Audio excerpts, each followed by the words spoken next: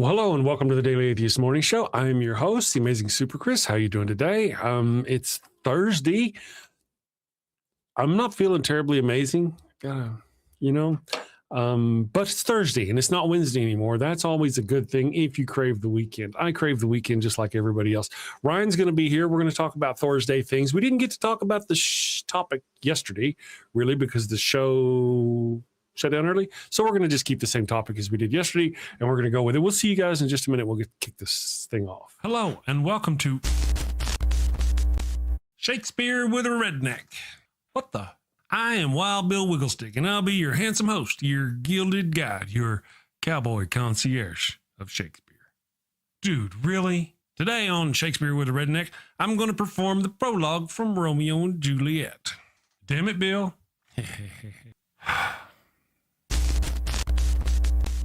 Two households, both alike in dignity in fair Verona, where we lay our scene.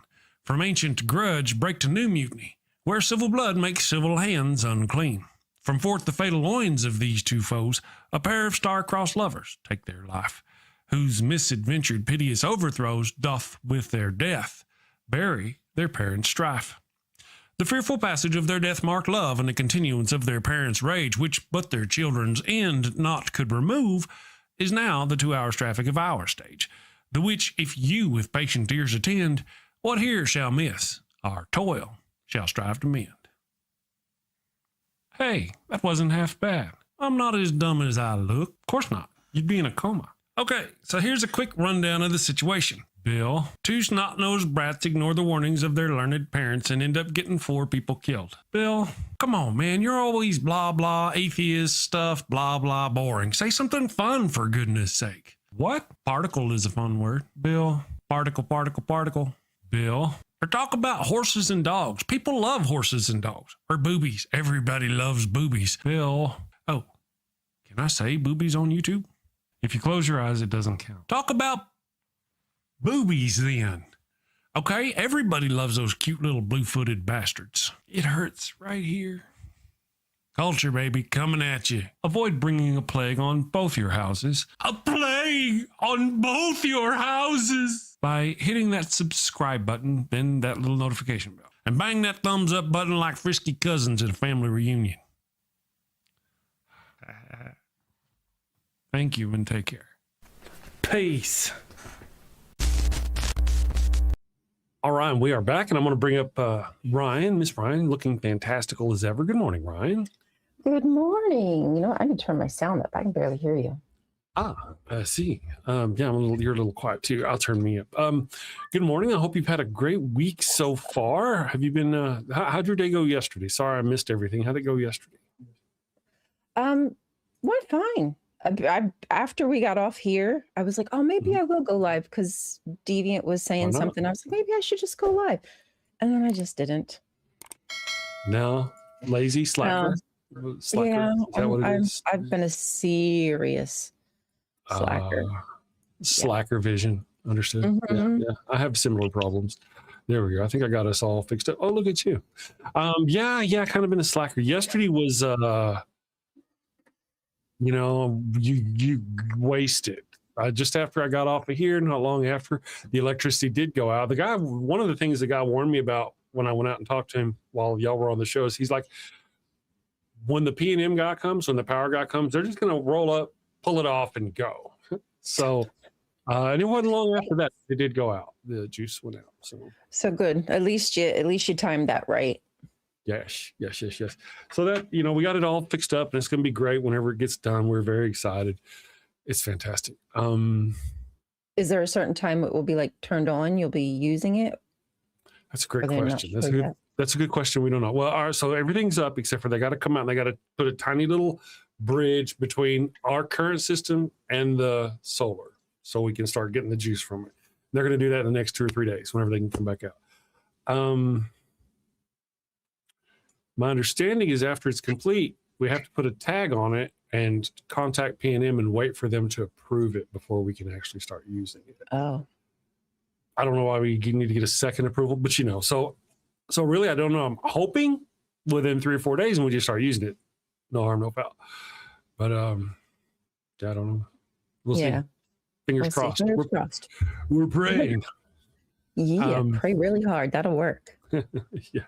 So, I normally kind of crash a little early. I crashed yesterday about 7:30-ish, Woke up and I was like, oh, I got a tiny headache. Oh, no. And by 11 o'clock, 11:30, I had a raging headache.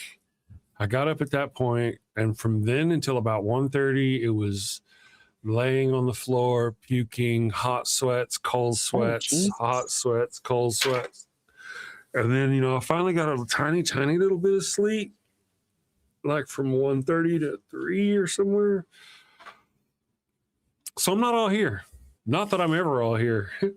But that's not pleasant, man. That's really unpleasant. Especially the puking. Like, everything else, but the puking just adds a whole nother level to it, man. It really does. It really does. It's a whole other perspective. Yeah, there's this thing, not that people want to hear this, but there's this thing where when I was young, if I got a headache, it was almost always during the day. I never woke up with a headache. But when I did have a headache, going and taking a nap or going to sleep at night would always make it go away. Headache pills might as well. But now I don't tend to get headaches in the day anymore. I get them at night. And when I do, they're raging fucking benders, Yeah. I should have got up when I first felt it. I should have got up and took my emergency meds, but I didn't. Because it was just super tiny. It was just like So I'm not hot and cold sweating. I'm not throwing up anymore. So I have a tiny little headache that I can feel still way back here. Yeah. But it's not like it was, And I was like, man, we didn't do a show yesterday, so I got to do a show. I almost got with Kelly and said, hey, Kelly, can you sit in for me today? So I can sit here and cry. I mean, if you're not feeling well, I totally get it. You don't push yourself to do something you don't feel good doing. Nope, we're up and onward. This is it's good. We're good now. But I'm up.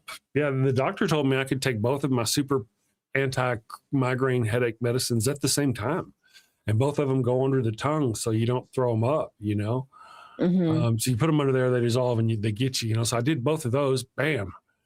And then I took a Tylenol and just a sip of water, and I threw that up. And then normally whenever did the Tylenol come back up? I don't know. It was a voluminous amount that came up. I don't really know. I'm sorry. Yeah, no. Yeah. And if you want to know, we had chili yesterday, so it was not a fun experience. Right. So that's kind of just as a professional thrower upper, chili's not something you want to throw up. It's not. You're all sorry. trying to get the and anyway, it's so acidic. Like it's even like 10 times more acidic now on the other end. It's not as fun as it sounds, to be fair and honest. So there was that. And then, because in the past, throwing up usually made the headache go away. I'd get a headache, I'd start feeling bad, hot and cold sweats, puke, better. Not so much anymore. The puking part this time was like, I woke up, I got up, I came in here. I didn't even have to, there was no, should I go? There was no get in front of the toilet and kind of think, well, if I make myself throw up, I'll feel better. None of that. It was just get there and go. And then writhe in the hots and colds all night long. So here we go. I'm sure everybody loves hearing that. If you're a big coffee drinker, don't overlook caffeine withdrawal as a source of headaches. Very true, Zarcross. Thank you for that. That is true. But no, I fear not, my friend. I caffeinate throughout the entire day.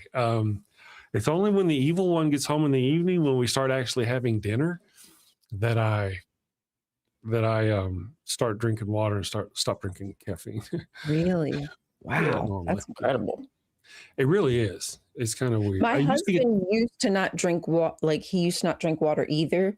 Right. So the way that I got him to do it is the flavors. As long as we have the flavors in the house, he'll drink a shit ton of water. So now if he wants to drink coffee all damn day, like go for it, buddy. I don't care. It's your flavored water. Yeah, as long as you drink his flavored, highfalutin flavor water.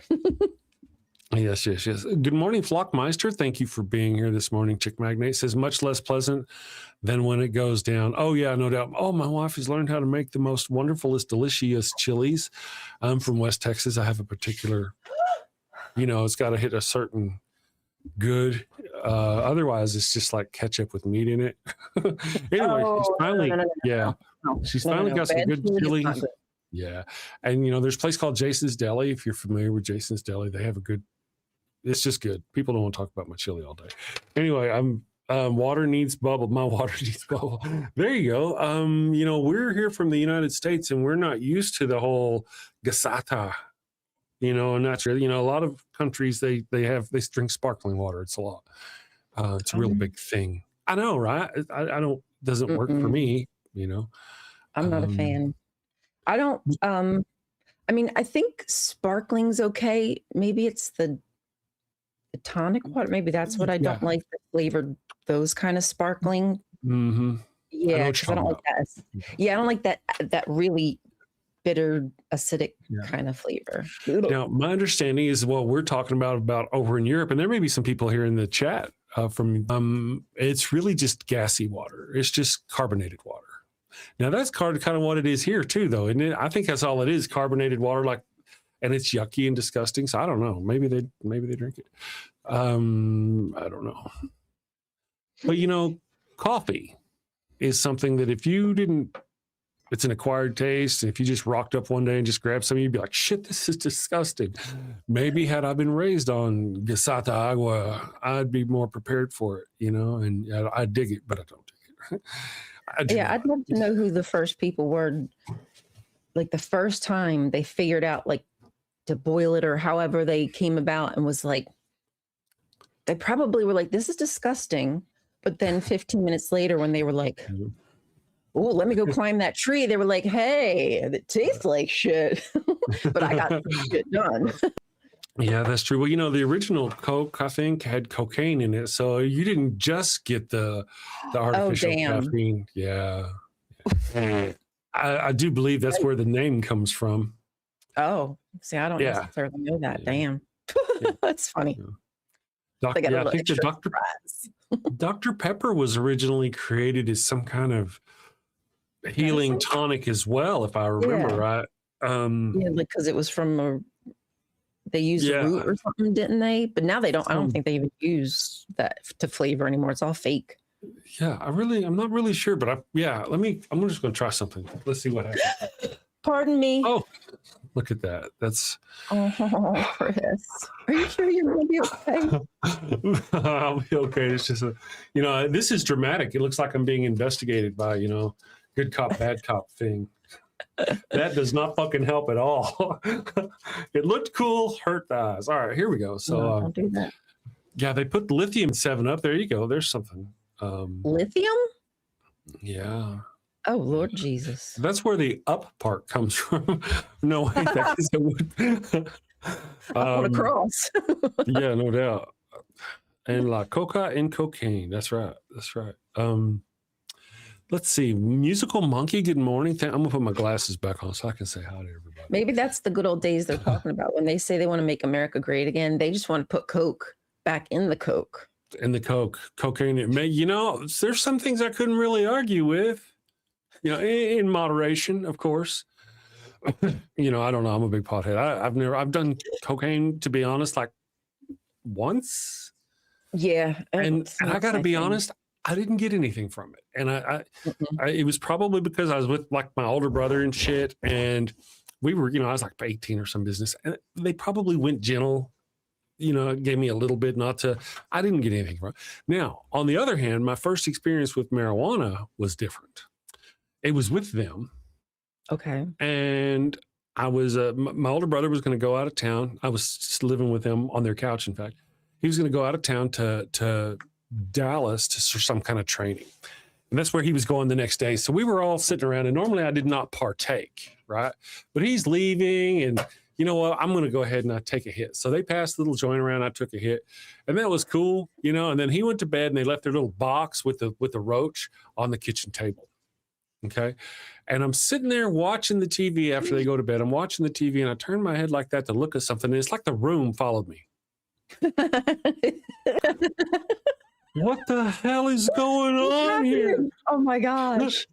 That's And crazy. I sit there for a few minutes. I was like, and it started to kind of wear off my one little hit. I was like, I need another. So I went and got another little hit off their box.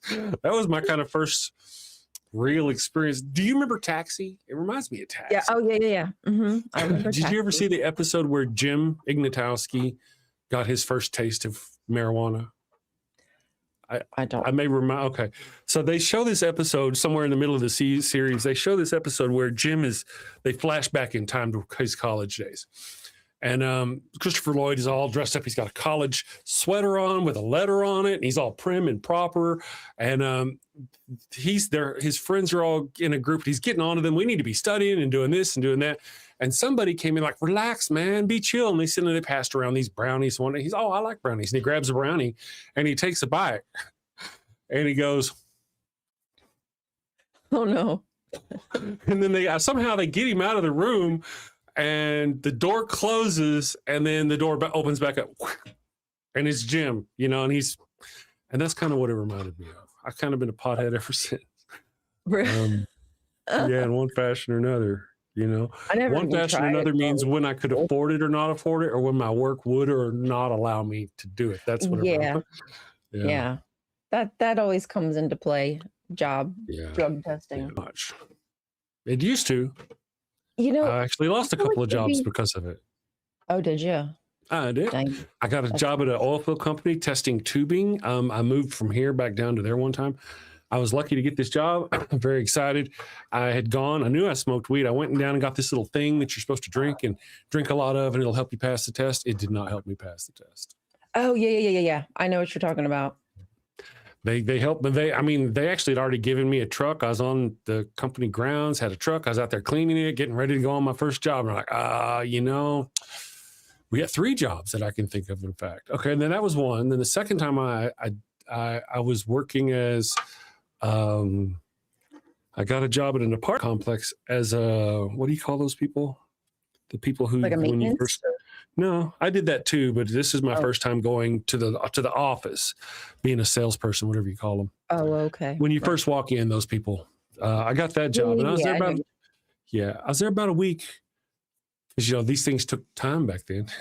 And then they called me in the office and they're like, your test came back. I was like, son of the bitch.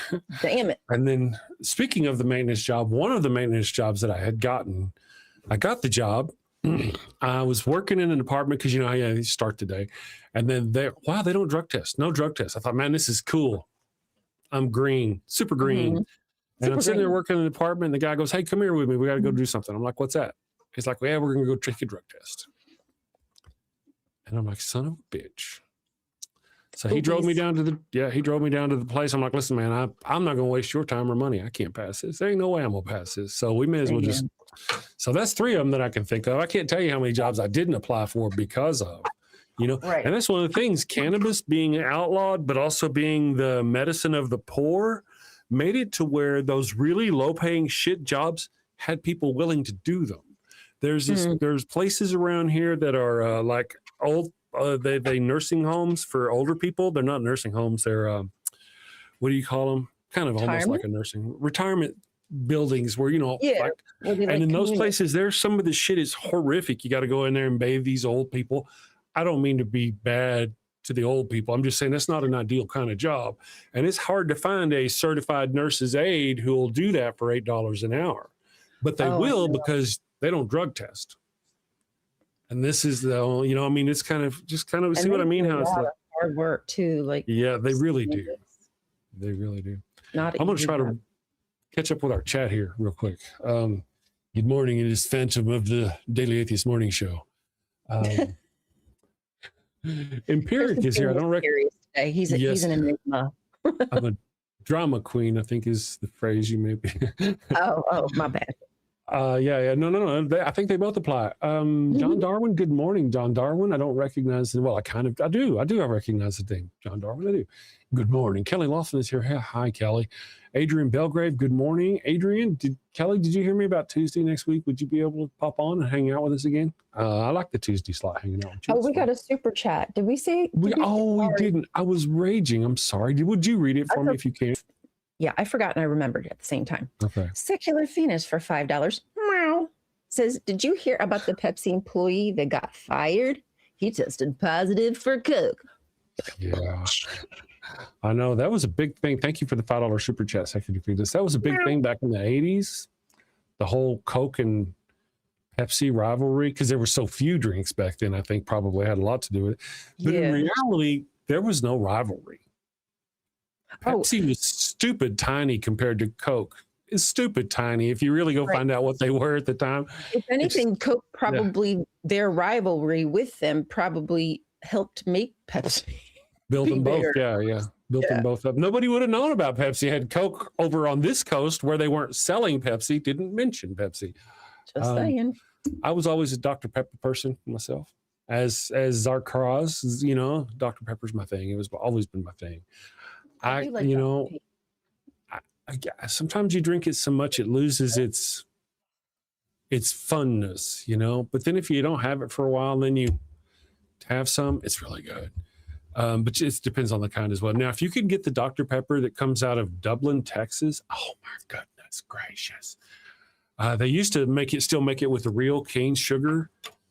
Very good. Very good. Have you had a Coke from England?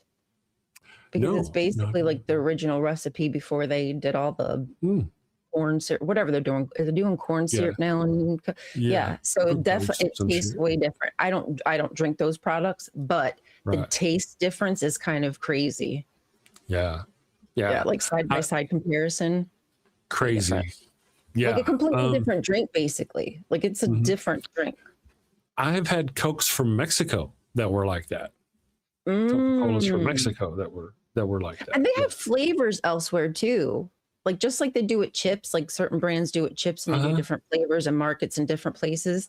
Like you'll travel somewhere and you'll see a different flavor of, you know, a soda like a Fanta or Coke, whatever, that you've never seen before just because it's more popular there. That's cool and true. One of the things, another product that is very much like that would be Twix. Twix are stupid, crazy popular over in Japan. They have so many different kinds of. Look, if you just pop in Japanese Twix on your thing, like you would not believe cookie flavored or something like that. That would be an extremely tame. Listen, Japan, and they have. That's just like a basic bitch kind of flavor. It's really a thing. Check them out. It's really, they have huge 20 Japanese Kit Kat flavors, double assortment pack. Just one of the advertised 24-piece Japanese Kit Kat tasting assortment. Oh, I see. I know. They take their Kit Kats really seriously over in Japan. Strawberry and I don't even know what that is because I can't read. I can't even read it. Yeah. Let's see if I can just do images. Yeah, there's wafer rolls. Oh, that's wafer rolls. Oh, hey, those are rolls. I've never seen a Twix roll before. They've always been square.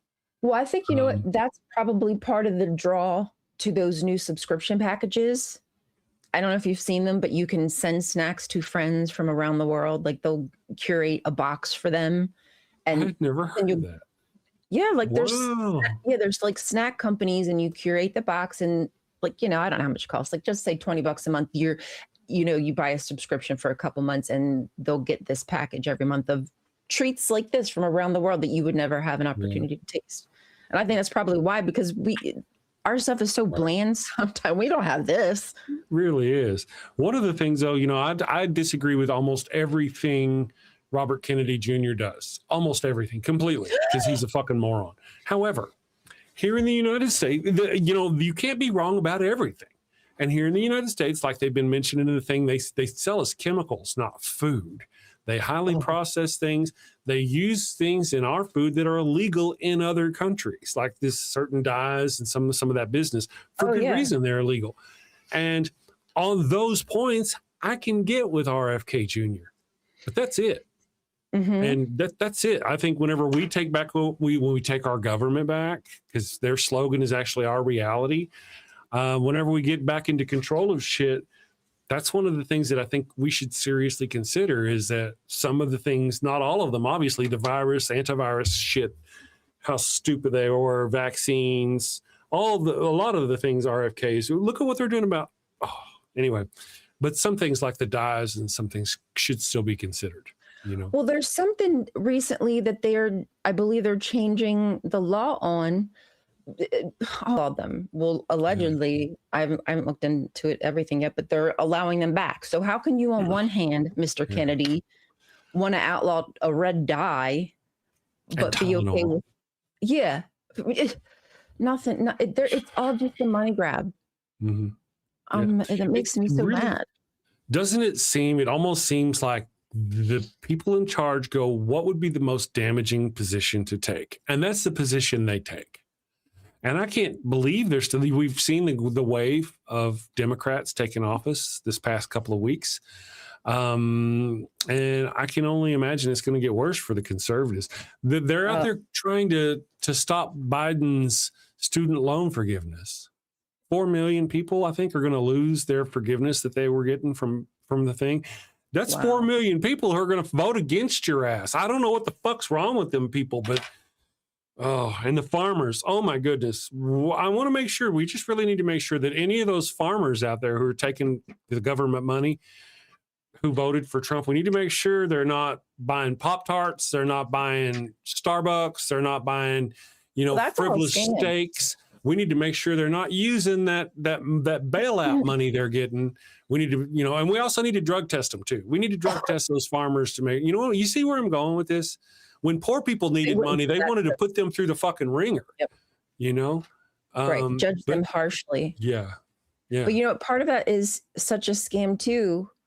I was watching, I forget which, whatever. Anyway, there was a farmer on there talking about how all of the seed companies have basically become one big conglomerate. So if you want to buy seeds, whereas locally he was able to get them from several different farms, now he has to get them through this big corporation. And so when he gets a bailout, he said, I don't touch any of it. It doesn't come to me. Right. So we're not bailing out the farmers. We're bailing out the big boys. It's just going right back to these big corporate. Sorry. How many of those farmers are just going to get the money, shut down the farm, and move off and find something else to do? And why wouldn't they? If they even get the money, if it doesn't, it might just go straight to like he said, it doesn't come to his hands. It goes to who he owes, which is them. That's right. Oh, yeah. Well, if it goes straight to them, they're fucked anyway. One of the things is, they talked about the thing, there's these billionaires or conservative billionaires. They're going to give like a $1.6 billion to the children of America and some shit. Millions of children are going to get $250 checks, I guess, from this person. $250? I know. Wait, I might go have a baby just so I can get this check. Are you serious? Right. But it gets even better. Donald Trump is going to be offering $1,000 for some kind of child for our children for some kind of bailout excuse reason. Isn't that cool? $1,250. Oh, wait. No. If you take the $250 that you need right now from the billionaire guy, you forfeit that $1,000 handout later. Just letting you know. So if you're out there and you're thinking 250 is good, just wait. Hold on. It ain't. It won't do anything for you. And I know that's not the topic of the show, but just because you mentioned it, like Trump saying that he's going to give the tariff money back to people, that's like $2,000 is what he said. Even if there was enough money that gave everybody $2,000, $2,000 isn't going to even cover the cost of the health care that I'm now losing. So big whoop. You didn't do anything for me. That's very true. Our health insurance doubled. The price of our health insurance doubled. And I think I could be wrong. I don't really do the numbers. I think because I thought she said it was, I think it's like $600 every 2 weeks now.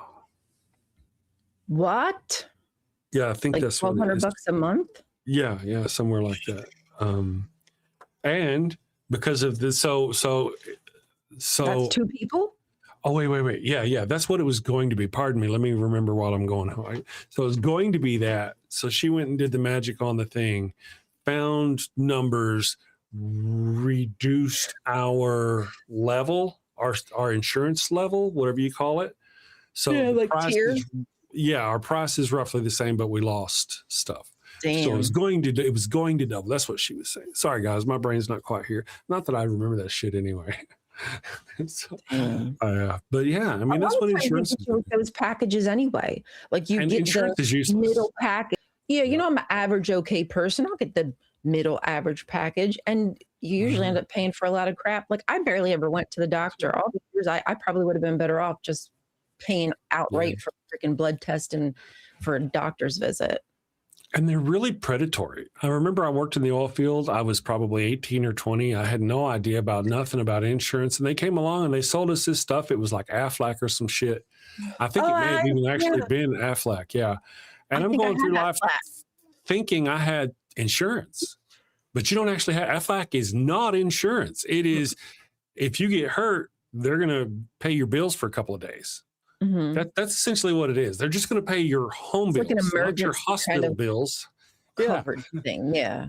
Yeah, but they would come through and they'd kind of sell that. And we really needed insurance. My brother was dying of Crohn's disease, and we didn't have insurance. And that's what they came through peddling us, and it was stupid. We eventually actually did get him insurance, and he did get surgery, and blah blah blah blah blah. But we had to literally arm bend the owner of the company to get us insurance.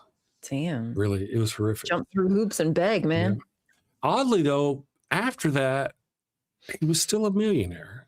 He still drove fancy cars. He still he'd bring in a new, what are those fucking things, a Corvette Z03 or some shit, the special editions they used to come out with every couple of years.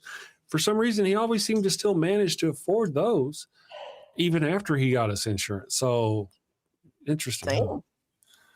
Daniel Messiah, good morning. You love the ads. I can buy a CPAP supplies on Amazon cheaper than what my insurance charges. You know, there's some things about it. Insurance is a scam. The entire insurance thing is a scam. We should shut it all down, completely shut it all down. Our government should take care of us medically, our medical needs. A fraction of the money that goes to the insurance companies would be able to cover all of our needs and pay the government.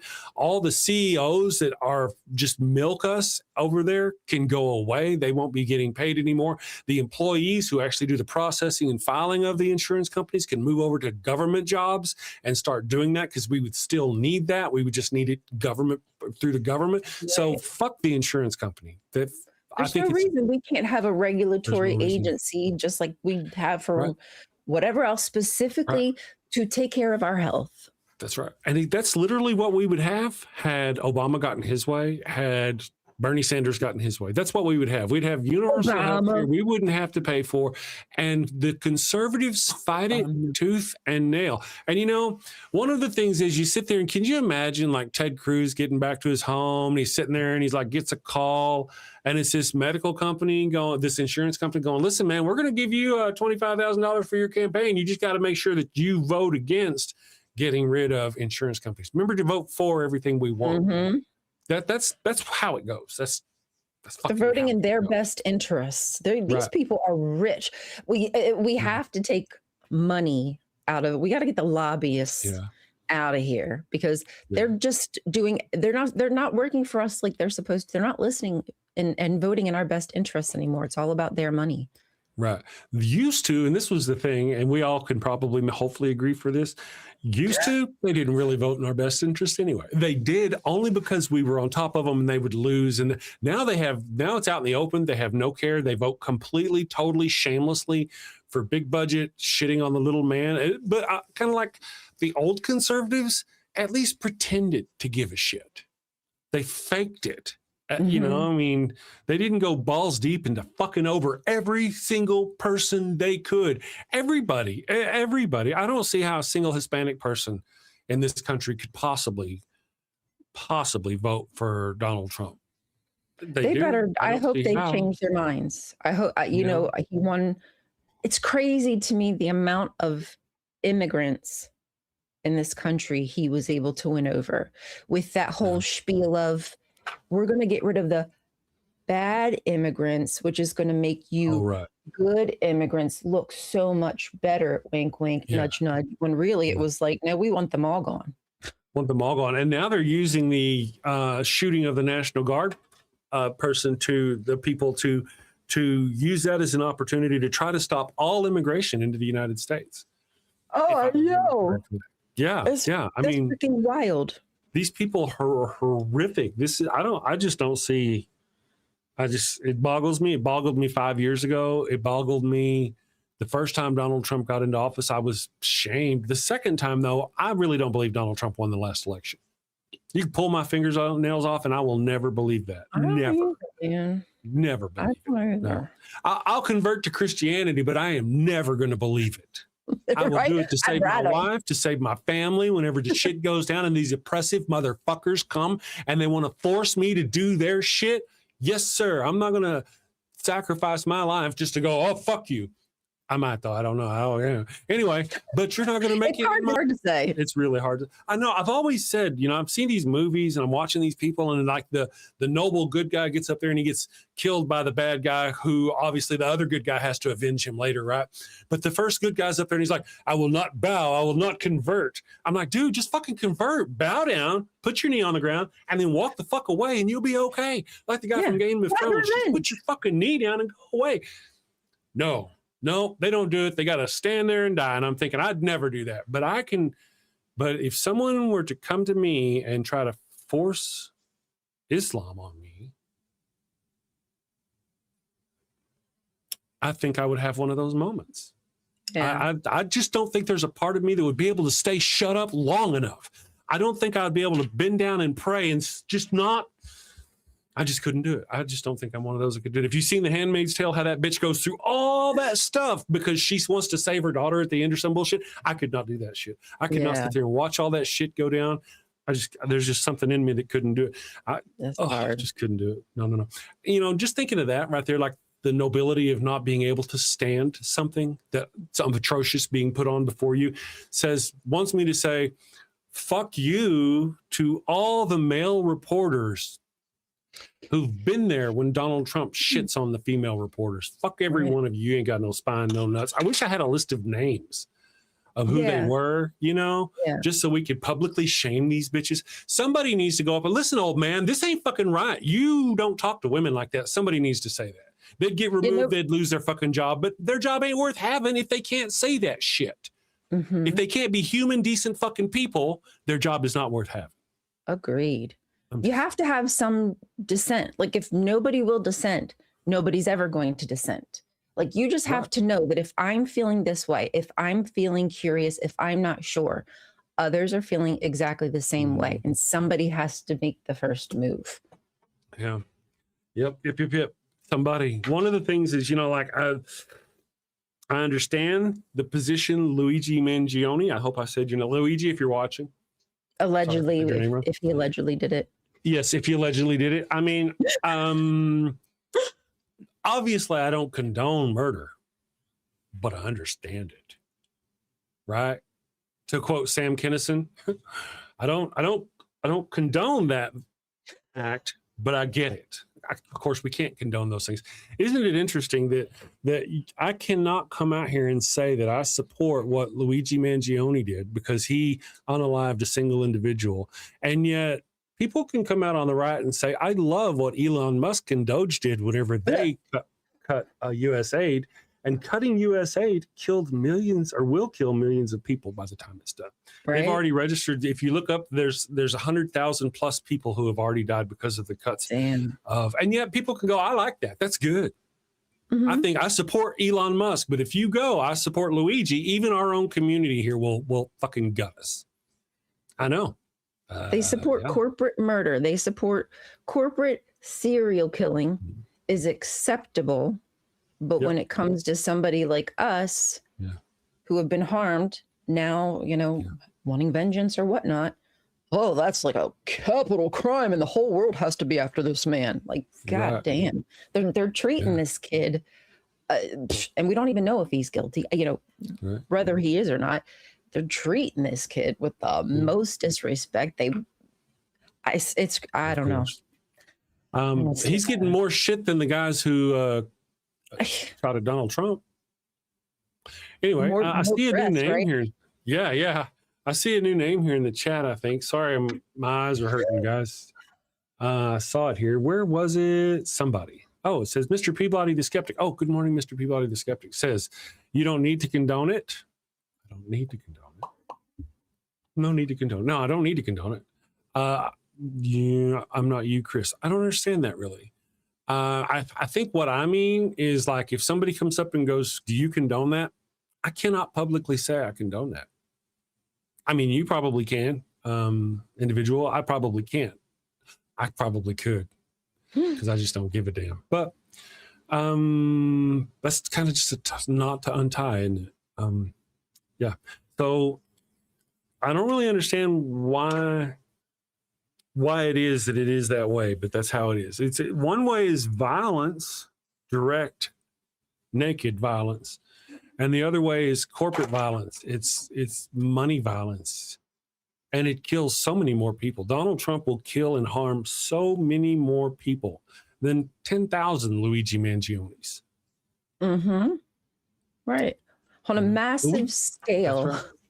That's right. And if we stop and talk about it, I'm sorry, guys, about my eyes. You know, if we stop and think about it, Luigi Mangione unalived one man. How many people did that person kill? How many people did that individual kill simply with the stroke of a pen, denying medical care to people? How many people did he kill? Yet he's the victim. And that's because it was rich people killing poor people. That's okay. Poor people killing rich people, whoa, whoa, whoa. We have to have limits here. Even on our side, we can't say we condone it. And yet they can, and they do. Corporations have just found legal loopholes to kill us with impunity. What can we do about it? What can I do about that corporate hoo-ha who just denied my kid cancer coverage? Right. What recourse do I have? And you know, this is where all of these people, all these stupid rich people are getting just richer. And it's like, it's not going to really affect or change their lives anyway. It's going to be a number in their bank when they go, oh, look at that shit. The yacht they go and buy, they could already bought. You know what I mean? These people are stupid fucking rich. And there's the greed among them is just so fantastic. You don't have enough. The fact that you don't feel as though you have enough, my goodness. And the people on the MAGA side, for some reason, can't see Donald Trump taking money out of their mouths, their children's mouths, their children's college funds, their retirement funds, their jobs, and he's shoveling all that money to the stupid rich who already have yachts. And they're attacking us. Well, Stephen Miller is on Fox News. He's blaming everything on immigrants. Like it's pretty wild. The amount of things, like you say that your next door neighbor has a cold, like Stephen Miller would tell you that it's immigrants. It's an immigrant. Straight up. I mean, I've never heard the amount of racist stuff from. Yeah. Anyway, Go ahead. Sorry. Stephen Miller is a modern day Joseph Goebbels, and Fox News is his propaganda wing. And they really both need to be, he needs to be tried and convicted and face whatever punishment our system can deal out to him. I don't want to say execution. He fucking needs to be executed for treason. I can't really say that though. Can I say that? Why can't I say that? Why can't I say he should be charged with treason? I mean, that's true. And then, of course, what's the proper right? That's not on you. That's not, right. So if I was to say he needs to go prison forever because that's how he was found guilty, why is that bad? Or why is that okay? But whenever I say if he's found guilty of treason, he should face those things and also be executed, then I'm a bad person. So why? Sorry. Because it's a poor person speaking violence against a rich person. But Donald Trump can talk about executing people in prisons and lift all those restrictions. And you know what I mean? He can go around executing people all day long, not talking about it, not mentioning it, literally doing it. And it's okay. It's a war on the poor by the rich. Sending Americans to CCOT or disappearing Americans. I never thought I would see the day where, I mean, I know this country's sick. I know what they've done to people, but I didn't know I'd see people being kidnapped off the street legally, kids going missing legally, and I say legally with air quotes. ICE. But I mean, this is a super big turn of events. It really is. Yeah, it really is. I'm going to take a break. We're going to do a thing, and we'll be back here in just a few minutes. and we'll continue our conversation. Sorry about the lights, guys. Got the headache if you're coming into the show. We'll be back and we'll do the thing here in a few. Take a break. Do you have a loved one who's on their deathbed, but they've yet to give themselves up to the Lord? Are you sure you don't want to come to Jesus? No. This is your final chance. You're headed to the fiery pits of hell. Your very last chance. No. I've been wicked and sinful. I deserve to burn in the hot place. As you wish. Farewell, my heathen husband. Farewell, my... Well, fear not, my wayward child. Introducing Father Flanagan's post-mortem baptismal kits. No more worries about being miserable alone forever. Be a good Christian and share that eternal pain and suffering with the ones you love. I'm in hell. Not as hot as I thought it'd be. Kind of feels like Houston, minus the humidity. Hello. My favorite drink crafted to perfection. Ass weed. I can't bear to be down on my face chanting, holy, holy, holy is the Lord, every day, all day, for all eternity, by myself. Wow, is that George Carlin? And Alan Turing, look at that. Carl say, oh, I am so honored. You've been my hero since I was a kid. Neil deGrasse Tyson, what are you doing here? Oh, I get it. I get it. Schrodinger's heathen. Very cute, you. Very cute.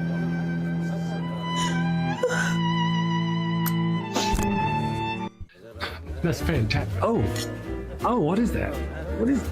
It's holy water. Oh, it burns. No, this isn't where I want to be. Pabst Blue Ribbon and a Marlboro? No! Father Flanagan's post-mortem baptismal kit. Dead kid tested, Mother Teresa approved. Is that the Pope and John Paul? Jim Jones and Jimmy Swaggart, huh? I could see that coming. Neil deGrasse, what are you doing?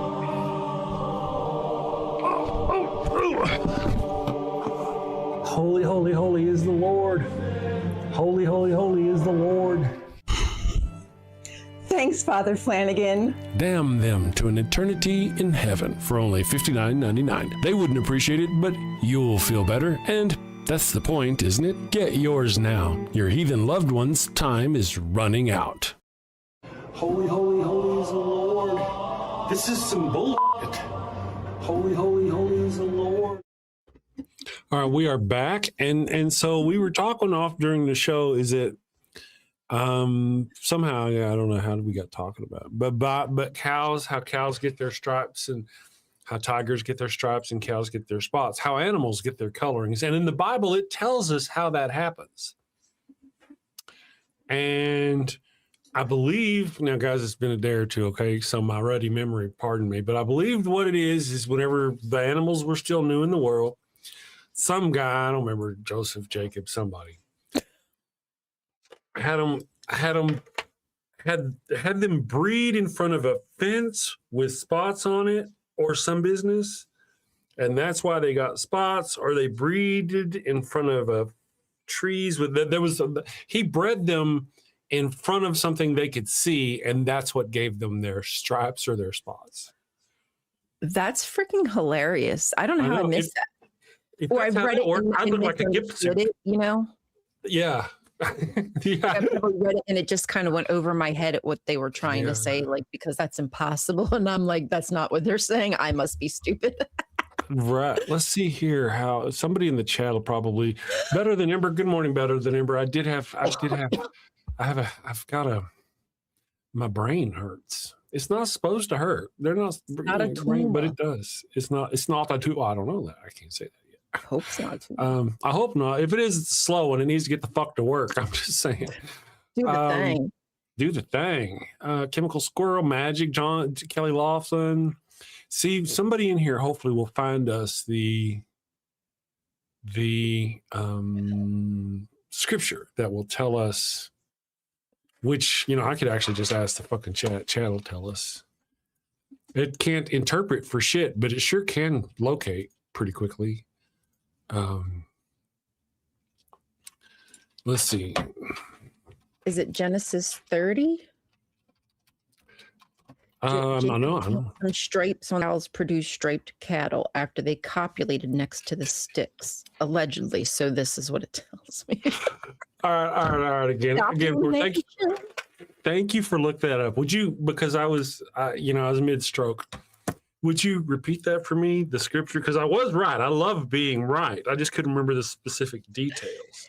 It's Genesis 30, and it's 37 through 39. And Jacob paints stripes on sticks, and his cows copulate in front of the sticks, which produces the stripes.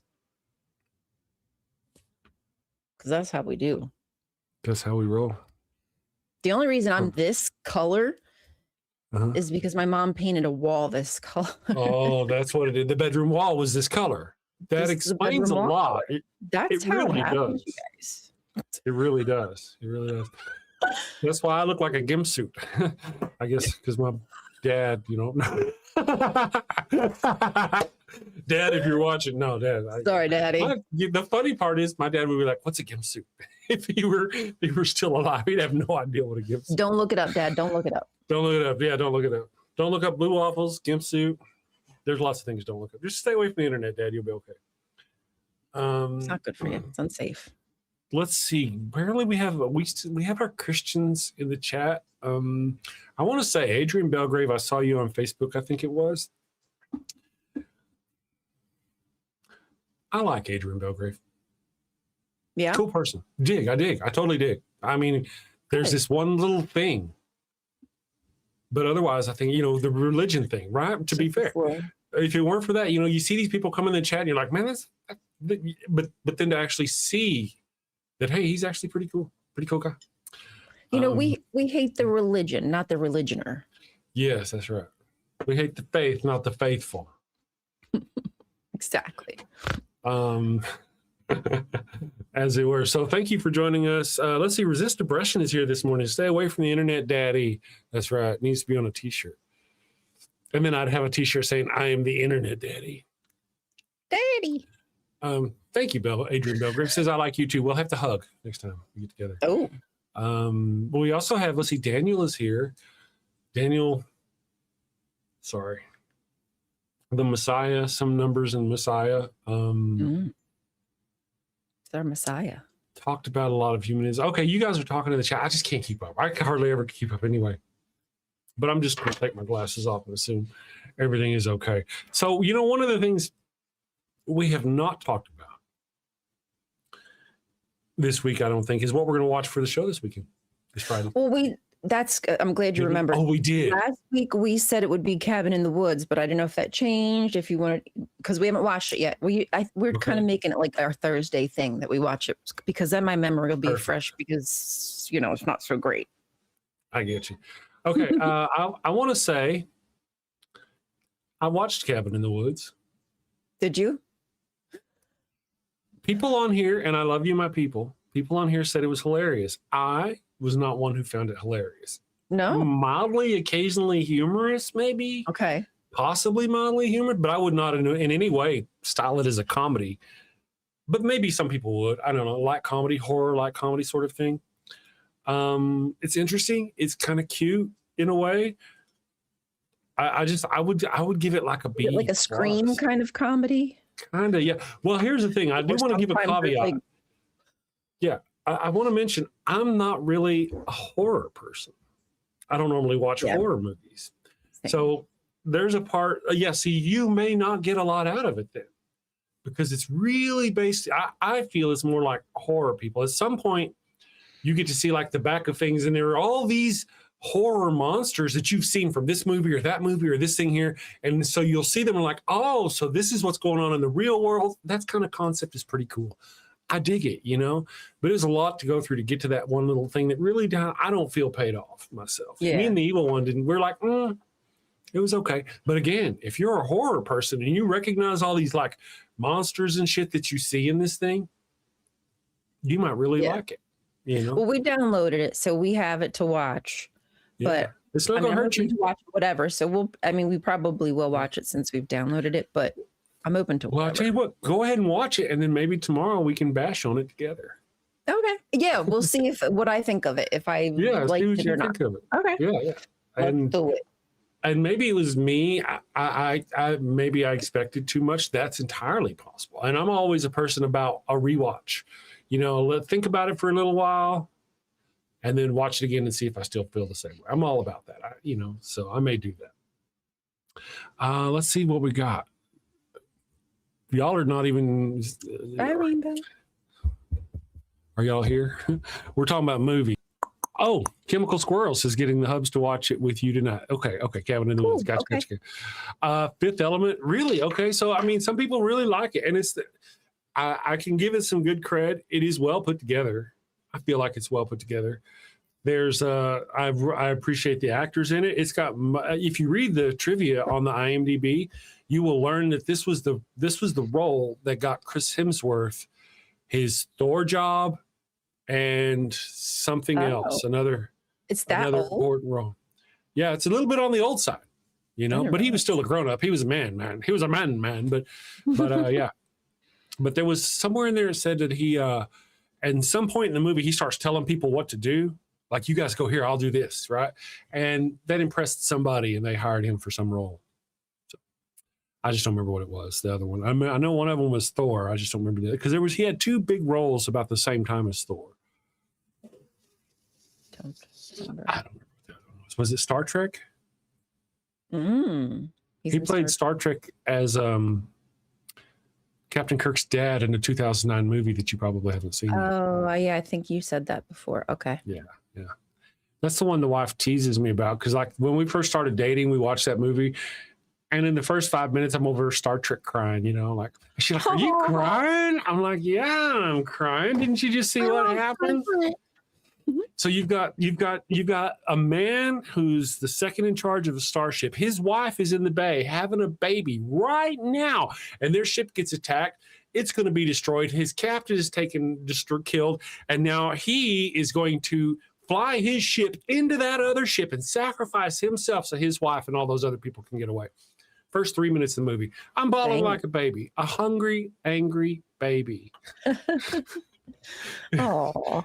Anyway. Chris's softer side. Yeah, softer side. One of the things, though, if you've seen House, the actress who plays his mother was in House. She was one of the actresses who played House. Anyway. Native Atheist, anyone else see Jay Bundy's live stream from Tuesday night? I have not seen it. I've heard about it. I don't know myself what's going on. I know what little I know. If you know, you know. I don't want to get involved. I don't want to have nothing to do with it. Do you know what I'm talking about? Have you heard about Jay Bundy's thing and something about the nanocon and some? I didn't get to watch all of it. It's a little triggering for me. I didn't watch it at all. Somebody told me about it. So yeah, I don't know anything about anything. I don't want to. I don't know. I don't want to know. I got my own shit going on now. I'm all for victims and blah blah blah. If there's a true victim in this, I support everybody, whatever. But I don't want to get involved. That's sort of what I was talking about earlier. There's all these things that people get into fights over. We talked about it yesterday or day before yesterday. Derek. How Derek has ostracized himself for the community for the stance he wanted to take. But the fact that the community would want to do that. There's been other people who, it just happens in our little community. Sometimes rightly, sometimes wrongly. Steve McRae, same thing. He started to be a rising little person in the community, and then his personality came out, and people were like, we don't like you. He's a certain kind of person that certain kind of people like, and I think that's right-wing trash kind of people, right? Yeah. We're all atheists, but you don't have to be a left-wing nutbag to be an atheist. No, sadly not. Plenty of secular people who are douche canoes, that's for sure. They are. Yeah, canoes of the douche. I don't really have a comment for a live stream, but I guess I have research to do, apparently about it. Yeah. I don't know anything. Which is giving me a lot of anxiety, which is what is causing my anxiety. And I'll just put that out there. So one of the things Yeah, one of the things I don't care for is whenever somebody goes, you can't like somebody because they did something that somebody else did and somebody else did. And I'm like, yeah, I need to look into that myself first. I need to find out more. Yeah, You know, that's how just like everybody, I make my own opinions. That's just how I am. Ways the Human says, let's talk about politics instead, can we? I'm like, yes. That's a much better topic. Thank you for that. Matter of fact, it's time for a little break. What do you guys want? Let me ask you what you want. Do you want the Pharaoh Sombrero song? Do you want, we already did postmortem. We can do the Holy Halos. Holy Halos is one of my that's my favorite. And of course, we got the goat scented flesh candles. So let me know whichever one we get 2 votes for from two different people, Aaron. We will. Aaron's like, what? Me? Huh? Holy Halos. So we got 1 vote for Holy Halos and 1 vote for the Pharaoh Sombrero. Oh, Holy Halos. That's 2 votes for Holy Halos. We'll be back in a few minutes, guys. Enjoy your Father Flanagan. Next up in the bark bank, a clergyman with a holy hustle and maybe a few unholy loopholes. Hi, Barks. Blessings and belly rubs to you all. I'm Father Flanagan, and today I'm here seeking $50,000 for 3% of my soul-saving startup, Holy Halos, the world's first, soon-to-be, church-approved condoms. Following the ways of the Lord can be hard and often require sacrifices of the flesh. Well, fear not, my wayward child. Introducing Father Flanagan's line of Holy Halo condoms. Hold on, Father. The church very much doesn't like condoms. How do you expect to sell these? Well, you're right, but these aren't just any condoms. No, my furry financiers, these are permeable. But every single halo has been dipped in holy water, a divine divider between you and sin. You can finally frolic freely and still keep that sweet spot in heaven. Permeable, but dipped in holy water to keep the sin out, but let the babies in. Let you get your stick wet without getting your stick stuck. If you know what I mean. Oh my! Very embarrassing every time. So basically they don't work as condoms, but they let you get away with having sex without going to hell? Exactly. The church gets to keep making babies, but you don't have to keep going to confession. Think of it. No more guilt. No more awkward I'm saving myself for marriage speeches. With Holy Halos, you can take those pray hands and turn them into lay hands. Didn't I read that holy water is full of bacteria like E. coli? Won't this be harmful to women's health? The words are English, but I don't understand the question. How are you addressing the issue holy water presents for women's health? Again, I'm not understanding. She does that. Well, we don't get it either. Is that mesh from a window screen? Ah, that's a keen eye you have there, young lass. Yes. Another fine selling point, rough on the outside to increase her shame, as it should be, but soft and smooth on the inside, internally lubed and ribbed for his pleasure. We even have custom scents. Scents? Now you have my attention. What flavors we talking? Don't pitch me that vanilla missionary nonsense, Padre. Well, we do have virgin vanilla, but we also have miracle mint and a cooing camel, and my personal favorite, sweat of the Savior. And the Vatican, they've blessed this endeavor? Well, not exactly. I'm still waiting on the papal decree one way or the other. I love it, but you're asking 50 grand for only 3%. That's rough, Father, real rough. Not running with the big dogs on this one. I'm gonna stay on the porch. Me too. Good luck, Father. 15%. Ouch, 15%, that's highway robbery even for the church. Come on, Father, we're dogs. We know a bone when we see one. 10%, and we'll even bless your branding. Look, meet me in the middle, 7%, and I'll baptize all your puppies. 7% works for me. Father Flanagan, it looks like Wait a second, our producers say we have a special call-in bidder. Let's get him up on the screen. Folks, we have the guardian of the sacred fire hydrant himself. Oh no. Defender of the holy tennis ball and eater of the golden kibble, Pup Oliver Poops a Lot the Fifth.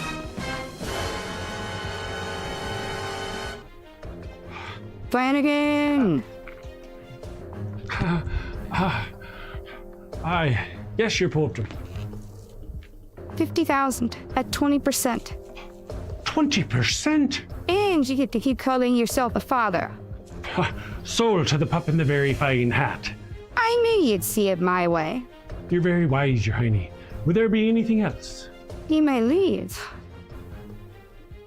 Father Flanagan's line of holy halos, ultra thin, spiritually thick. Available in 3 sizes: conservative, medium, and liberal. Good morning, everyone. Good for him, bad for her. Are these condoms from the line of David by chance? They're actually Catholic condoms, so it does make sense, doesn't it? That they would be, what is it? How does it say it? I didn't watch the commercial. It's been a while since I wrote it. Bathsheba's choice.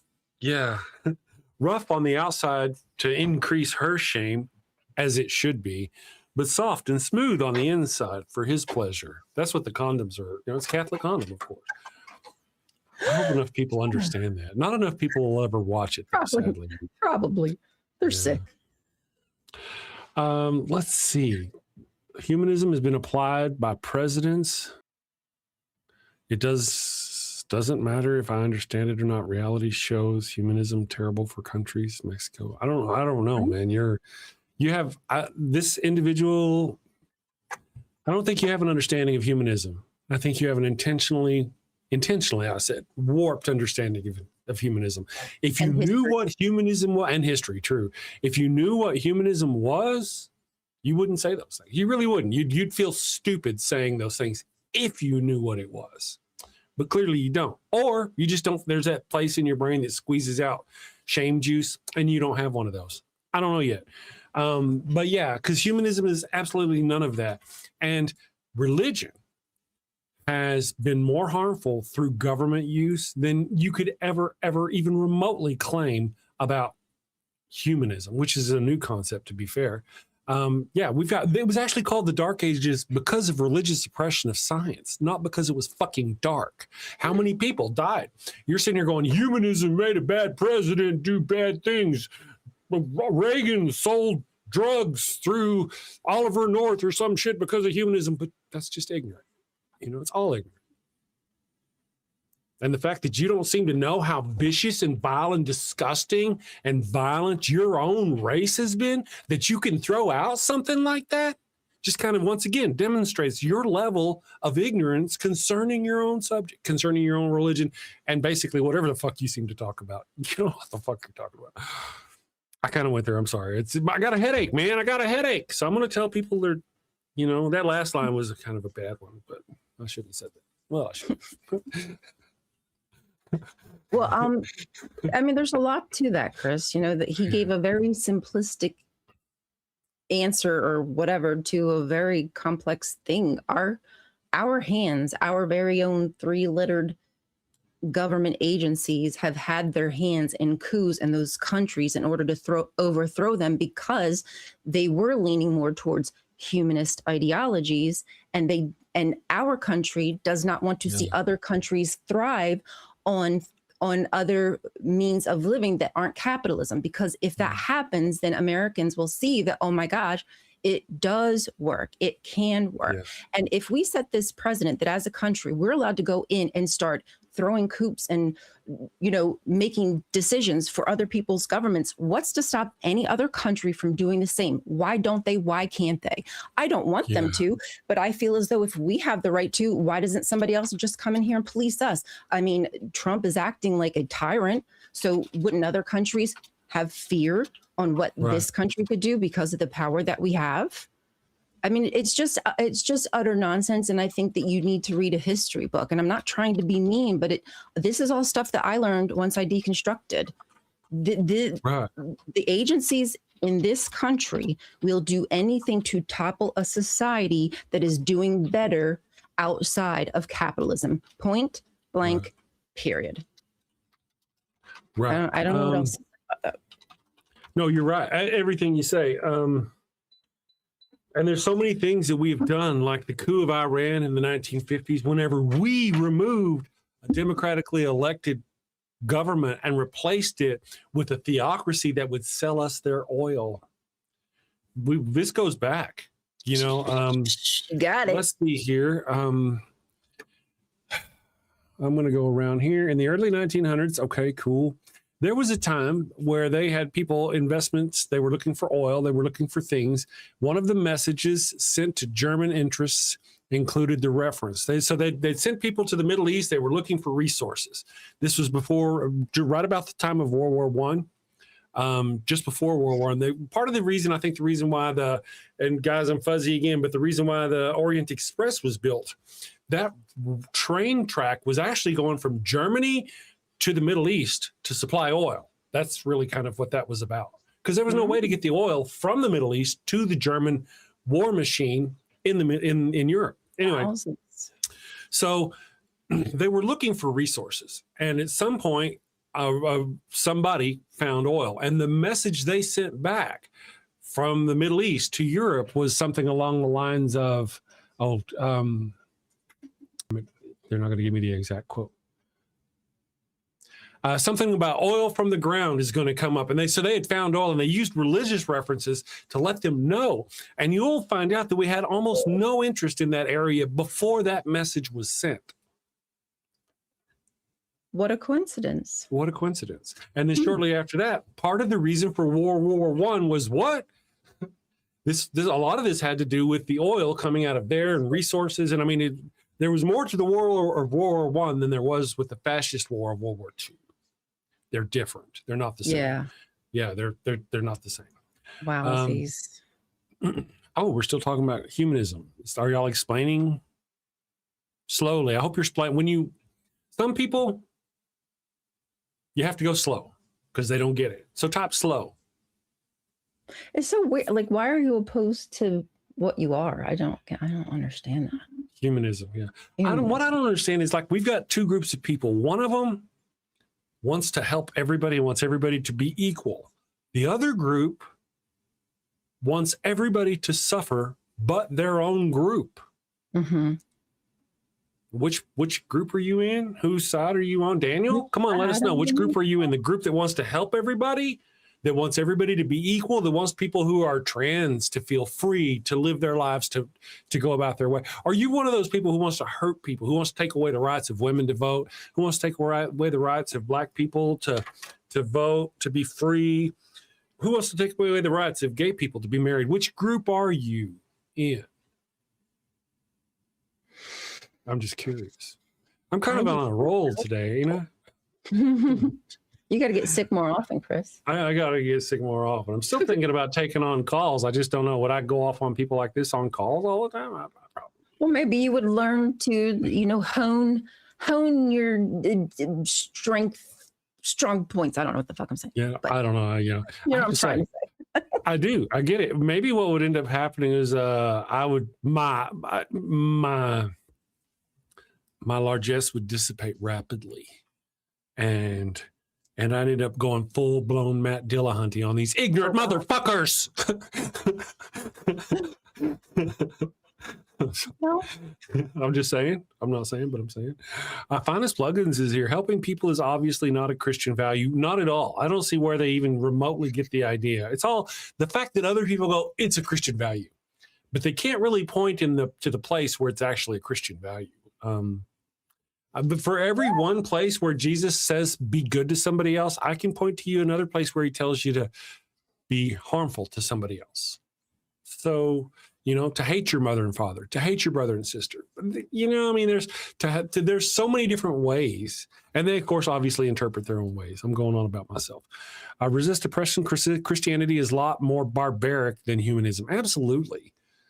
And they lock the name off. Now they think see, there's a difference. Just because somebody is a Christian does not mean a president, for example, and that person goes to war does not mean that person is going to war in the name of Christ, right? They could be going to war for anything. Allegedly, the Germans were mostly Christians, got mit uns on their belts, but they didn't go around going to war for Christ, did they? No, they went around going to war for so many other things. Most of them didn't sit around going, Jesus is blessing our Nazi, you know what I mean? Yeah. Religious people, Christians, will seem to think that atheists who were leaders, who did bad things, represent all atheists and how atheism should be, and that was the tone of what an atheist leader is. So Stalin may have been an atheist leader. I don't really think he was. I think Stalin was more trying to get his people to think of him as a demigod than he was anything. Christianity, whenever they went rolling through and tearing down the churches and burning the Bibles, the Soviets, when they did that, it was because they didn't want the competition, not because they were against religion. That's more of it. And so to think that because Joseph Stalin may or may not have been a pure atheist, and everything he did, the millions of people, of his own people, that he starved, that's somehow on atheism? That's fucking ridiculous. Pol Pot killed 3 million of his own people. Was he a Christian? I don't know. Some people like to claim he was an atheist. Did he go around going, I kill you in the name of atheism? No, he did not. It never crossed his mind. It wasn't why he was doing what he was doing. But we have countless wars where people literally are killing in the name of their God. All the way from the big ones, the Crusades, to some of the smaller skirmishes. We've got our battles going on right now between fucking Buddhists and Muslims over in like Indonesia and shit. Buddhists. So this notion that atheism or humanism is in any way comparable to the fucking nonsense that is the Abrahamic violent religions, the hate faiths that we've come to know and just disgust us, is just complete ignorance. Kelly threw $2 at us, said, you both rock, and I know rocks. He does know rocks. He indeed does know rocks. That's rock and roll. So let me see if people are throwing me some hate in the chat. Did I say anything too stupid yet? No? I guess we're okay. Depends on the crowd, really. Yeah, you know? So, yeah. Christians simply defend themselves. You cannot believe that. The Crusades. that was an all-out attack. The Crusades. That they literally waged a I'm going to say it. I'm going to say it slow for the slow bowlers in the chat. A holy war against other believers in the same God. None of them were atheists. How many crusades do you have? If you count the crusade, if you count what happened in the Middle East, whenever the United States overthrew the Middle East under George Bush, that could also, in a way, be considered a crusade. Not counting that one, though. I think they were up like 13 total crusades. Millions of people. And what would happen was they'd go down there, they would assemble an army of believers in this crazy God creature you think is so wonderful. They would assemble those people, march them across over to the place. They would fight, battle, murder, death, kill until they finally took Jerusalem. Then a whole bunch of Muslims would get together and do the exact same thing and fight them back and kill them out and take over Jerusalem. And then the Christians would go back. Why did they have more than one crusade? Because they kept getting their asses handed to them and sent back home. And then they'd go for another crusade to take the Holy Land. A crusade to take the Holy Land. Thank you for the help. I say that slowly because this person seems to be completely ignorant of the fact that their religion is extremely violent and has been throughout history. Come on up here, Daisy. She's upset because Papa's getting too out of hand. Our sound engineer on the show. This is Daisy, for those of you who don't know. She's our sound engineer on the show. Hello. Yeah, and she whenever Papa gets too crazy, you know. We can barely see her. You know, I know. And even if I turn on the light, you could hardly. No, we don't need to see her. We can see her shadow. I mean, she kind of blends in though. She's very hard to photograph. I will tell you that. Get the right lighting. Yeah. She's gorgeous. What a beautiful dog. She's just fantastic. And when society collapses next week, she's going to be so tasty. Just drop you in the studio. Okay, baby. Papa will be calm. I won't spit on your microphones. Like I said, she's a sound engineer. She takes the respect of her equipment very seriously. Very serious. So, and she also kind of gets nervous when I smite a fool on the show. She's like, looking at you. Sorry. God forgave all crusaders. Very convenient. Where does it say that? How do you even know that? Do you realize when you make this shit up? You can't possibly know that. There's zero possible way you could know that. So you either make it up or you're a liar. I guess in a way you can be both. You can be both. Those are not mutually exclusive. First you make it up, then you lie about it. Yeah. Yeah. Good morning, Oopies. Kristen Ryan says D&D. Good morning, D&D. Thank you for joining us. The names are all fucked up, and I still don't know why. Does anybody see normal names on other shows? Is there a switch in the back I need to flip that says show normal names? Or are we just doomed forever to see people's handles with the at and whatnot? Yeah, I don't know what that's Is that about. how it is when you watch other people's shows? I haven't been watching other people's shows lately. I'm a bad man. I'll have to pay attention to see if I see it change. At one point it had been, and I wasn't sure like what was up with that, but now it seems like it's just kind of been this handle again. Yeah. So I don't know, but I'll keep my eye out. Seems that, well, maybe there's a flip I can switch or some business, I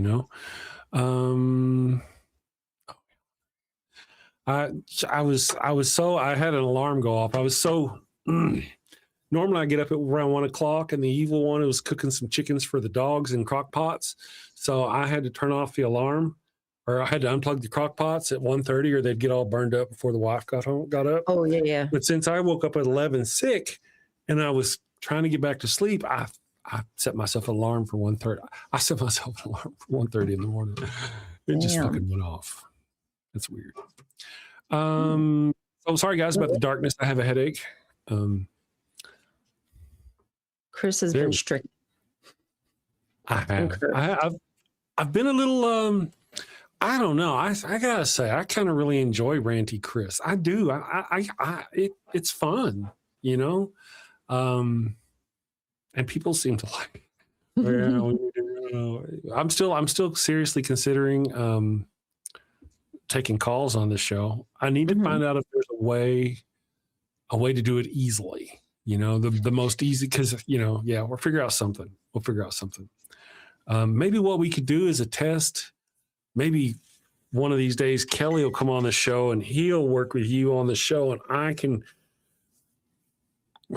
figure out whatever I need to figure out in the back, to make it work. Or Yeah, something. I don't know. I'd like to make it go. A phone number would be easy. I got to be honest though. Maybe I could get a phone number relatively cheap. That would be interesting if I could get one for very, very cheap for that. Then I'd have to put that program on my computer. I don't mind. It would certainly be worth it. It's a pain in the fucking ass. But once you get it working, it works really well. It's called Voice. Got all the paid up stuff because I'm a super nerd and I know how to work it. So thank you. Blockmaster says rant away. Good. Chemical Squirrel says, Chris, you need to take some gummies for your head. That's not a bad idea. I have not tried that. I will be honest. I have not. I have 2 special migraine medicines that are like emergency under the tongue medicines, which, that the doctor person gave me, and I took them both, and neither one of them worked. Call in studio. It does come with a phone number, doesn't it?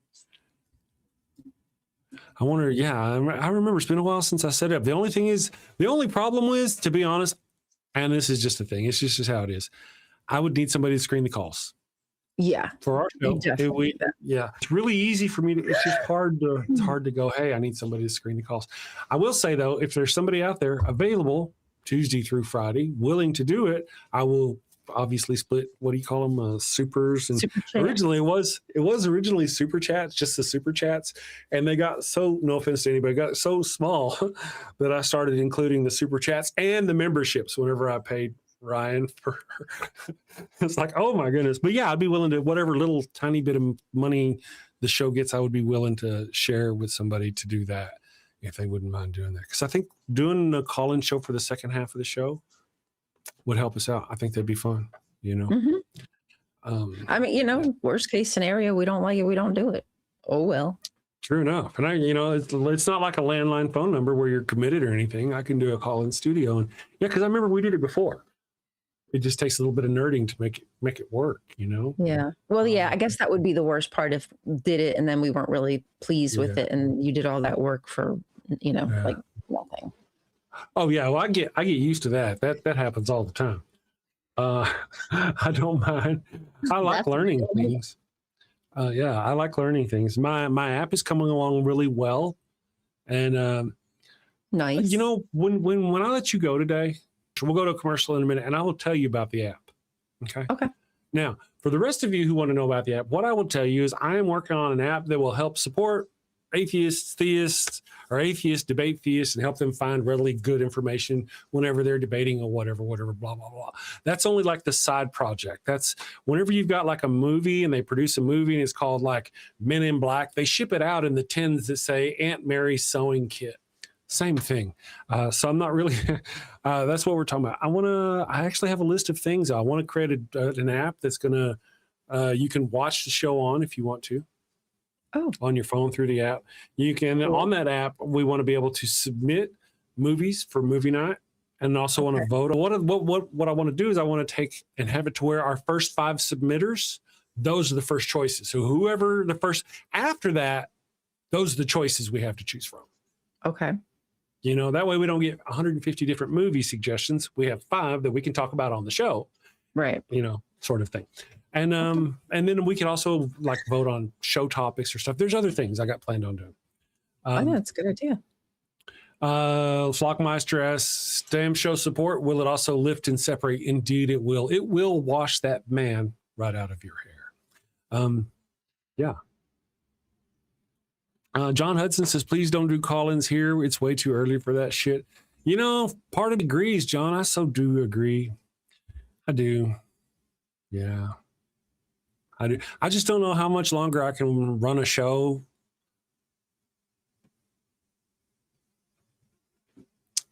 There's already kind of the burnout thing going. And whenever the show, you know, I mean, it's not growing.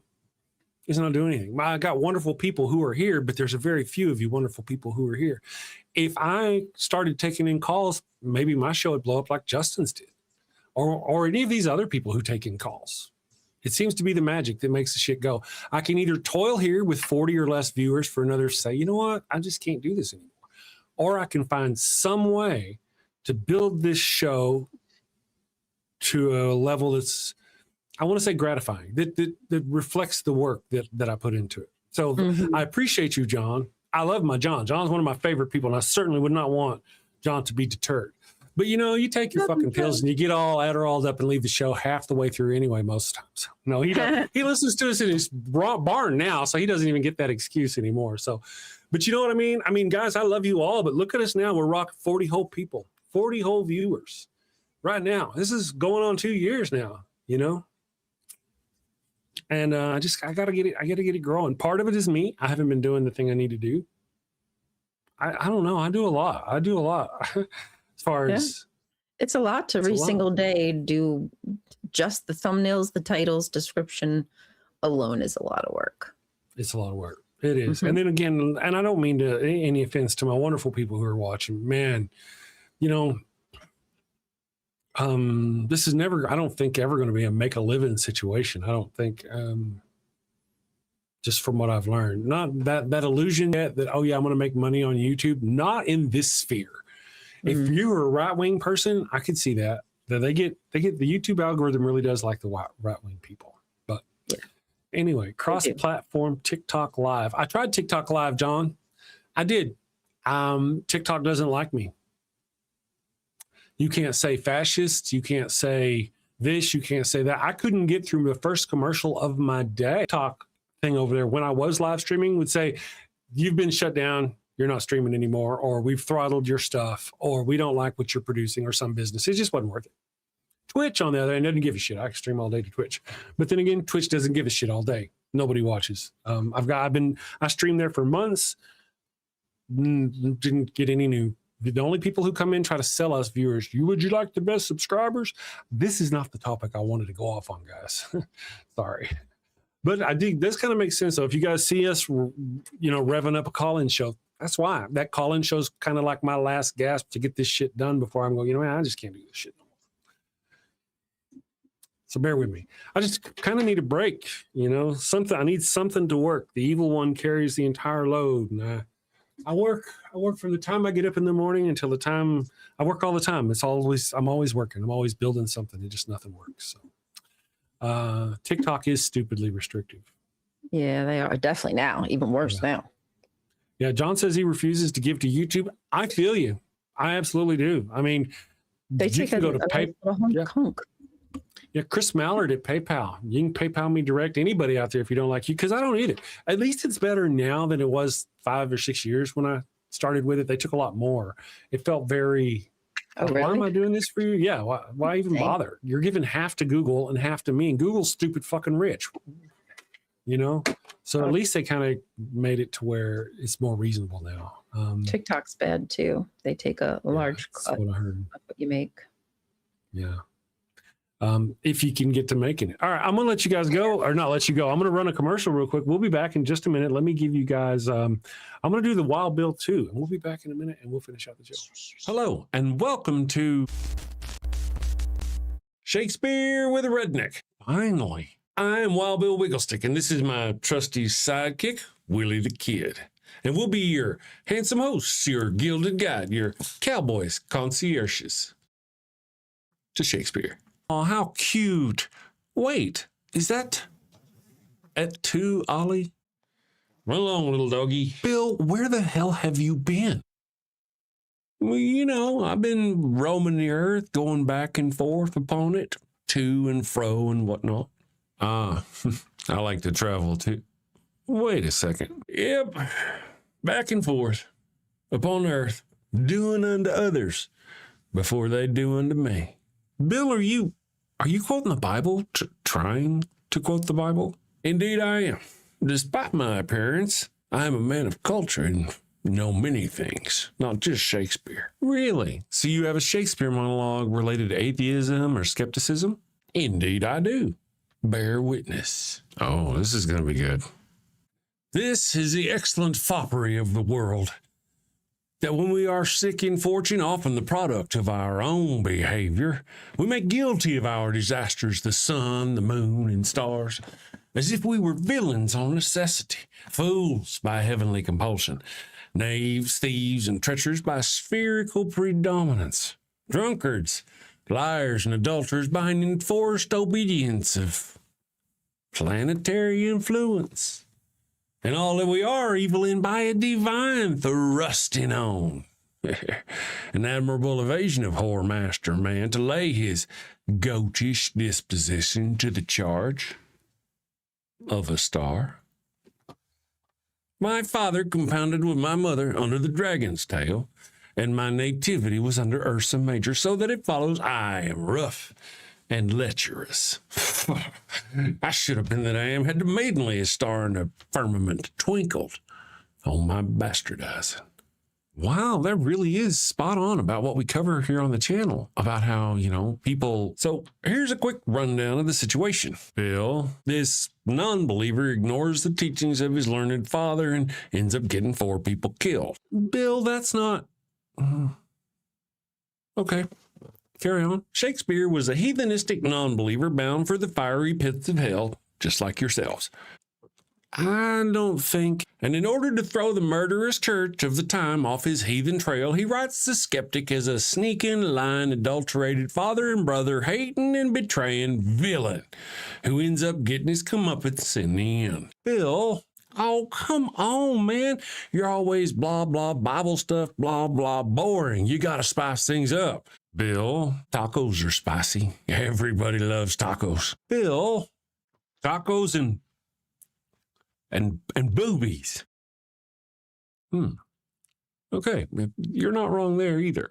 Tasty and delicious culture, baby, coming at you. Avoid the storm of familial discontent. Blow winds and clap your cheeks by clicking that subscribe button and hitting that. Wait a second. Don't you mean crack your cheeks? Nope. Bill. Send safely, my friends. Take care. Peace. All right, here we go. We're back. So, yes. Ryan, what is the picture on your shirt? Asks D&D 3329. Did you make it? No, that's my friend from Gaza. It's a right of return. Like that's her hugging her suitcase. She painted it. It's her hugging her suitcase, but the suitcase is her home because they had to flee. They're refugees and, you know, they want to return home. And her sisters are sitting up here on top of the house and Her mom's like cleaning the rug, which is a very like Palestinian style rug out the window. So yeah, it's all about returning home. Awesome sauce. I believe on your what's it called? On your thing, your unified links page, they can go there and they can actually make Linktree. That's the word. Yes. They can actually go to your Linktree. I believe I have a link to her Linktree in the description below. I think if I do, you can go over there and you can actually support those people that she's talking about. Yeah, there's an organization called Operation Olive Branch. They work with actual Palestinian groups on the ground who are doing all kinds of work, from doctors and medicine to food to water, what have you. So they work with the groups on the ground. So the money's going directly to them. They make videos to keep you updated. So like there's nothing shiced. We want to help the people. Like we don't want to hurt people there. So yeah, if you're interested in helping, you can donate there, and it's Operation Olive Branch on my Linktree. Thank you, Chris. And thank you, Dan, for asking. Very cool. Adrian says, I never heard of Taoism, to be blunt. That's interesting. The world is a big place and not all of us do. Taoism, my understanding, is extremely big in Japan. I think there's some of it in China, I think, as well, but I think it's most. I don't know much about it. I wish I did. Yeah. When the little boy was dropped on Nagasaki in 1945, some of the only things left standing were the Shinto temples, the Tao Shinto temples, the entrances they have. It's like two poles with a top along that kind of bows out like that. And those were some of the only things left standing, if I remember right. I could be wrong every part of that, but because I'm that way. John says, just found a pair of socks in my pants. How did that get there? That's China, not Japan. Thank you, Kelly. So one of them it was Shinto, not Tao, and they're probably different or some business. But Taoism is a very popular religion in some places. Axel Ignite, Taoism and Shintoism are different to religions. Yeah. I get that. I got a headache, man. Give me a break. Well, they all look the same to me. I would love to know more. One day, I'd love to explore all the religions so I can just have a grounding of them. But I mean, geez, I agree if it's a lot. I don't know for sure, but I wouldn't be surprised if they had similar roots. But they may not. I mean, they're probably all connected to the very similar human nature. So, in ways, kind of, right? Yeah. My understanding is Resist Oppression says Japan had a few big ones, but the government cracked down on it. There was actually the Moonies, I think, were Japanese, and they were the ones that released the gas in the subway systems and killed a bunch of people. Is that what they did? Yeah. Shame and crimus. I know they're didn't one of their people kill a prime minister or somebody in I think so. Place, Shinzu or with a sword. I'm making stuff up. Sorry. No, you're right, with a sword. What's made of wood, Kelly? Something's made of wood. Their temple. Did I say it was made of anything but wood? I may have misspoke. Clearly, they're made of wood. The temple, I think they're Shinto temple symbols or some business. Let me look some of that up so I don't be talking out my ass. But yeah, I'd assume they're talking about wood unless we're talking about something else, unless I mentioned something. Shrine, I guess they're called. Shrine. Let's see an image. Yeah. Okay. So if anybody out there wants to see what a Shinto image looks like, at least I'm not completely fucking out my mind. Let me share this with you. Avec vous. So this is what I'm talking about. Some of these guys here was some of the last. Yeah. Yeah. You've seen them before. Right? Yeah. So, I hadn't realized that that's what happened. Yeah. Let me see. Let me take it off of here. Okay. 1 second. I'm guessing, is that because the poles were buried deeply enough or something? Why they could have been je ne sais pas. Could have been the depth, could have been maybe they use certain oils or treatments when they create them. I'm not really sure. But let me pop this back up for you And you can Pergola. see what I'm talking about, because once again, I'm not completely full of shit. And there you have it. So, Wowsies. That's devastating. does that mean Christians out there who saw the 9/11 buildings go down and saw the T-frames, the I-beams that were naturally would kind of look like a cross once they were all, saw that and you're like, Jesus is real. Does this mean Shintoism is real? I mean, that survived a nuclear weapon, not just a fucking airplane. Yeah. That would, if there's gonna be evidence, I guess that would be it. That would kind of be it. It could have been the direction. If it were more directly above, maybe it was more likely to survive than if it was at an angle. I don't really know. Just I remember the images. Just Kind of haunting. Beautifully, but haunting. Taoism. Let's see. There's Taoism. Taoism. Oh yeah, Taoism is more about the. Oh yeah. Okay. Yeah. The I Ching. The I Ching. Yeah. Taoism. Cool. I dig it. I'm picking up what you're putting down. Let us see. You know, I heard something really interesting. We'll talk about this briefly before the end of the show. And I had never heard this before. It's something I don't know about. I heard about it yesterday on Y-Files. I don't know if you guys know what Y-Files is. It's a fun little show on the internet. What he usually does is like he'll kind of go on about something that you normally think is a conspiracy theory or something, and he may or may not be real, or I don't know. Anyway, what they were talking about was there are a group of people out there who do not believe in necessarily, it could happen, but don't believe in the accretion disk formation of planets.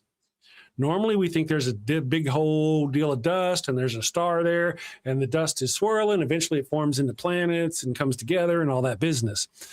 But there's another school of thought that is interesting. And there's reasons why they say that one doesn't really make a lot of sense. If you know about, did you see the movie Gravity? Any of you out there seen the movie Gravity? Okay. Yes. One of the big premises of Gravity is about what happens when two things come together in space. They're almost never going the same direction at the same speed. They're coming at a very high velocity. They're going to, so the idea that these planets and stuff coagulated as dirt and things kind of,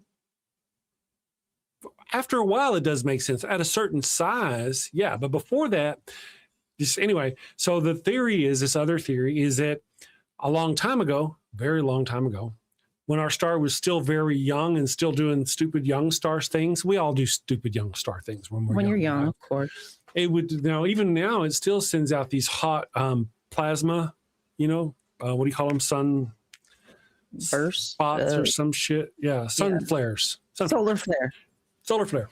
But back then, it would cast out these huge solar flares that were full of plasma, and those would eventually form into the planets that we have today. And that would partially explain why all the planets are on the same plane as the spin of the sun, because the sun was sending this way when it sent them out. That's why none of them are up here going this way around the sun. Yeah, flung them out around it. It flung them out. Yeah, it flung them out in this, with its speed. And I had only heard about that yesterday. And then one of the things that the accretion disk formation thing says is that those people who believe in that kind of, the notion is that once a big planet like Jupiter gets within a certain place, like where Earth is or closer, that's where the hot part kind of blows it all away from the sun. It kind of gets blown away. It wouldn't stay a Jupiter-sized gas giant if it were up close to the star. That close to the, Kind of in a way makes sense. However, we have found lots and lots of hot Jupiters that are huge, Jupiter-sized or bigger, that are right within Mercury's orbit of their sun. And I'm talking about some planets bigger than Jupiter that circle their stars within days. Damn. Yeah, very, very, very huge, very fast. And so here in a couple days. Whoa. Yeah.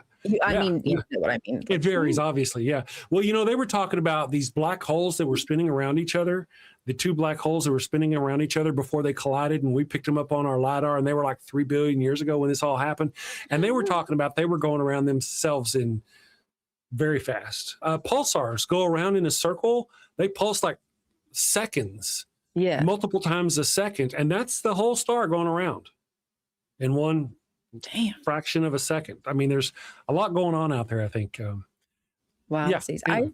So I don't know if I really heard that before. Maybe I have. Again, I'm not really good with any of when it comes to evolution or Big Bang or anything like that. Like I'm really kind of just learning, but that's really interesting. I mean, I can see how it would make sense that it would be spitting things out around it, and that's why they stay around it. That's true. That's one of the things where there's the notion that the star spinning this way and its gravitational drag would take the rest of the cloud and eventually get the cloud moving too. And that's why they're there. That sounds a little harder to, it seems like it would take a lot more to get that entire cloud to move based on the weak force of gravity. Yeah. So pulsars are stars that I think, if I remember right, they're about the size. Oh, for real? They're not like that big. They're not that big. They're stupid heavy. So like not big. That's big. Right.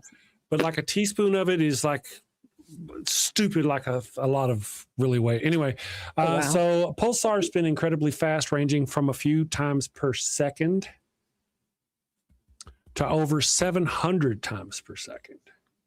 So a star. So anything large enough that could even remotely be considered a star would have to be a fairly big kind of thing. Can you imagine a ballerina spinning at 700? Her arms would fly off and shit. So if it's spinning that fast and it's that big, how much gravity does it have keeping it together? So I saw this thing that said if you were standing on a pulsar and they like a meter above the pulsar and they dropped it, by the time you hit the pulsar, you'd be going like 4 million miles an hour or some bullshit. It was a stupid amount of fast. It was very fast. I saw this just on the thing yesterday or the day before, and that's why I can barely remember any of it. It's not even imaginable. Yeah, it is. You know what? I'm gonna wrap things up. Say bye to you. And I'm gonna read our super chat. Actually, let me do that real quick because we had a super chat. Yay! Thank you for the support. Let me go here. Top chat, fan funding, L funding, Dave Pano. I may have missed one. Oh no, I didn't. We didn't miss one. Okay, so Secular Feudalist for $5 says, "Did you hear about the Pepsi employee that got fired? He tested positive for Coke." Yeah. Yes. And you both rock, says Kelly Laughlin, and Kelly knows rocks. Yes, he does. Thank you guys. I appreciate your patience with me yesterday with the electricity. I had to do a show today because I didn't do one yesterday. So we'll see you tomorrow.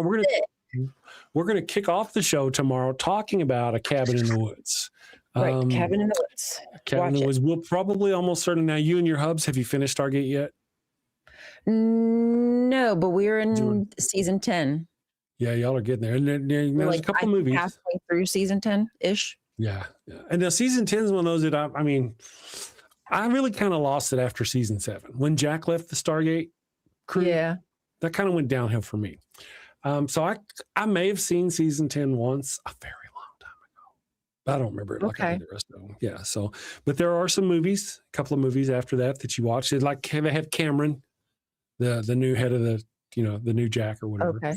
So, yeah. And then, of course, yeah. All right. I'm going to let you go. Thank you very much, Ryan. We'll see you tomorrow for Sci-Fi Friday. Everybody, thank you. We'll see you tomorrow, guys, for Sci-Fi Friday. I hope you have a wonderful day. Stay safe. Sin safely, my friends. And we'll see. Got a house that smells like old cheese and shame.